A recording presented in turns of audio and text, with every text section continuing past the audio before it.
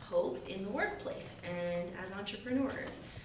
Scott is the CEO of the Shine Hope Company, and I want to honor him and appreciate him because he's also the person that went out and got everything printed today. So thank you so much for doing that.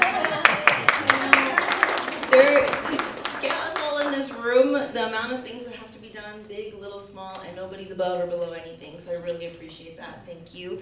And Scott, he's the former, and I found out about this last night, which I thought was kind of cool, co-founder and CEO of Enjoy Life Foods, and they were like the first food brand to have gluten-free products, and there's a lot to that, and I look forward to learning more about it tonight.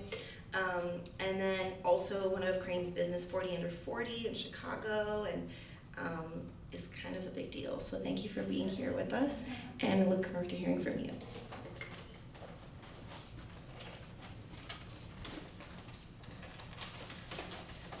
Thank you, Tom, for having us here, and Zoya and Walmart, and Catherine for allowing me to join your journey on hope. Very meaningful. So my hope story is about starting and building my company, Enjoy Life Foods, a business that developed, produced, marketed, and sold a line of food products which were certified gluten-free and free of all common allergens. The year was 2000, and I was getting my MBA degree in the evening at the Kellogg School of Management. During the day, I was a commercial banker in Chicago. Banking was a field that I knew well, both due to my own experience, as it was the only job I had known post-college, and because my father was a well-known and highly respected banker in Chicago at a different bank, which he had founded and built to great success. I wrote the business plan for Enjoy Life Foods as part of an entrepreneurship course, which was my penultimate class at Kellogg. My last class was a leadership course taught by none other than the one and only Oprah Winfrey.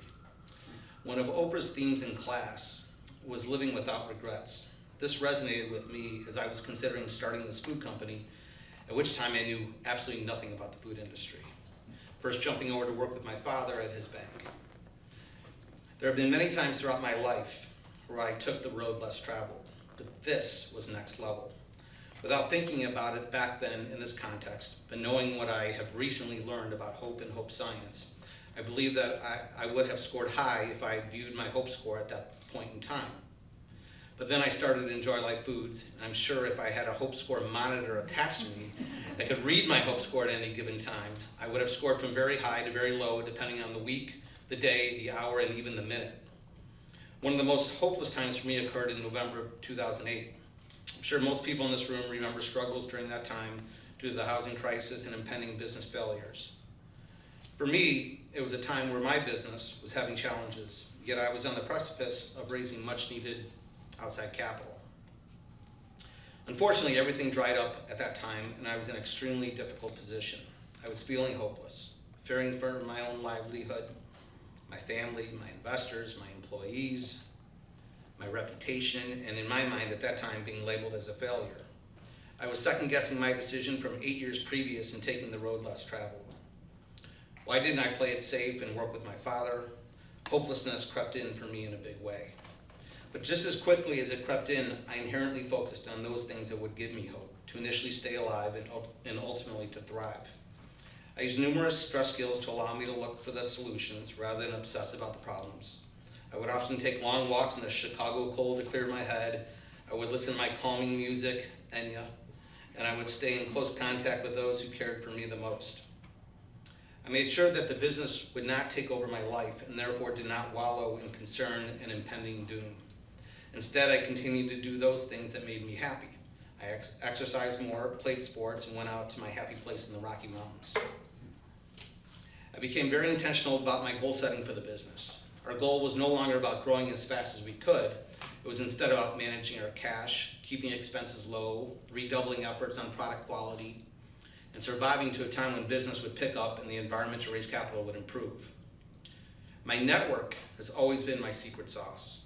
I've been blessed to have a family that provides unconditional love and support. This specifically includes my spouse and my parents. Additionally, I have close friends who are always willing to listen and lend their ear and potentially provide suggestions. I also joined YPO at the time, the Young Presidents Organization, in 2009, which gave me an outlet to people who also ran businesses and acted as a de facto board of directors for my life. Finally, I tried to eliminate some of the challenges that would weigh me down and be detrimental to pushing forward in a positive way. There's no question that there were some days that were worse than others where I would worry about everything. I would ruminate about everything in my business, from what was I thinking in the first place to starting this business to how I failed and therefore people no longer had jobs and my investors could lose their entire investment. Depression certainly creeped in from time to time. However, when I had more clarity, I became hyper-focused on what I needed to do for the business rather than worrying all the time about things I could no longer control. It was this mindset that did allow me to initially survive and ultimately allow for great success. In 2015, Enjoy Life Foods was acquired by one of the largest food companies in the world. Through my journey, I realized that being an entrepreneur is like riding a roller coaster. You have your ups and downs, and there will be corkscrews and crazy turns that you never expected. However, I also realized that staying level-headed and using hope skills can keep you on the right path. If there was one piece of advice I would offer to other entrepreneurs, it would be this: keep going. The journey is tough, but if you believe in yourself and use hope skills, you can overcome any obstacle. Focus on the solutions, not the problems, and surround yourself with people who support and encourage you. If we can create a more hopeful world, we can stamp out many of the bad things that hold us back. Let us embrace hope, stay positive, and support each other in our entrepreneurial